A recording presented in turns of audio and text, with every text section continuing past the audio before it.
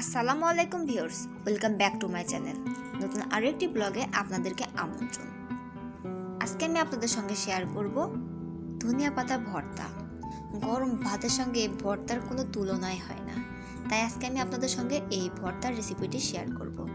এজন্য এখানে আমি ধনিয়া পাতা পরিষ্কার করে বেছে ধুয়ে নিয়েছি। আর ধনিয়া পাতা ভর্তার জন্য যে উপকরণগুলো লাগবে সেগুলো হচ্ছে কাঁচামরিচ পর্যাপ্ত পরিমাণ, যে যেমন ঝাল খান, রসুন লাগবে আর লাগবে পেঁয়াজ। তো এখন আমি এগুলো শিলপাটাতে বেটে নিচ্ছি। তো এখন এগুলো আমি শিলপাটাতে বেটে নিয়েছি। বেটে নেওয়ার পরে দেখুন ভিউয়ার্স, অনেকটা পানি বের হয়ে গেছে আর উপরে রসুন পেঁয়াজ মরিচ বাটা রয়ে গেছে, এটা কালারই বলে দিচ্ছে। আর দিয়ে দিচ্ছি এটার উপর আমি পরিমাণ মতো লবণ। যে যে পরিমাণ লবণ পছন্দ করেন সেই পরিমাণ এখানে লবণ দিয়ে নেবেন। আর এই পর্যায়ে আমি নিয়ে নিচ্ছি একটা প্যান, আর প্যানে দিয়ে দিচ্ছি কিছু পরিমাণ সরিষার তেল। আর এই সরিষার তেলের উপর আমি এখন সেই বেটে রাখা ধনিয়া পাতা, মরিচ, পেঁয়াজ এবং রসুনের মিশ্রণটা দিয়ে দিচ্ছি। দিয়ে খুব ভালো করে এটা আমি নেড়ে নিচ্ছি।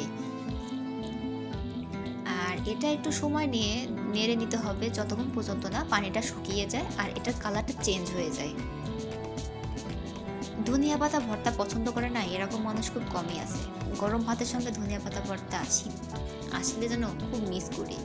তো এভাবে করে মিক্সড করতে করতে পর্যায়ে ধনিয়া পাতার পুরো পানিটা শুকিয়ে গেছে আর ভর্তাটা আমার পুরোপুরি কমপ্লিট হয়ে গেছে। তাই আমি ভর্তাটা এখন নামিয়ে নিচ্ছি। দেখুন ভিউয়ার্স, ভর্তাটা কমপ্লিট হয়ে গেছে, ভর্তার কালারটাই চেঞ্জ হয়ে গেছে আর সম্পূর্ণ পরিমাণ পানি শুকিয়ে গেছে। তো আশা করি ভিডিওটি ভালো লেগেছে। ভালো লেগে থাকলে অবশ্যই আমাকে জানাবেন। আজকে ভিডিওটি পর্যন্ত। সবাই সুস্থ থাকবেন, সুন্দর থাকবেন। আল্লাহ হাফেজ।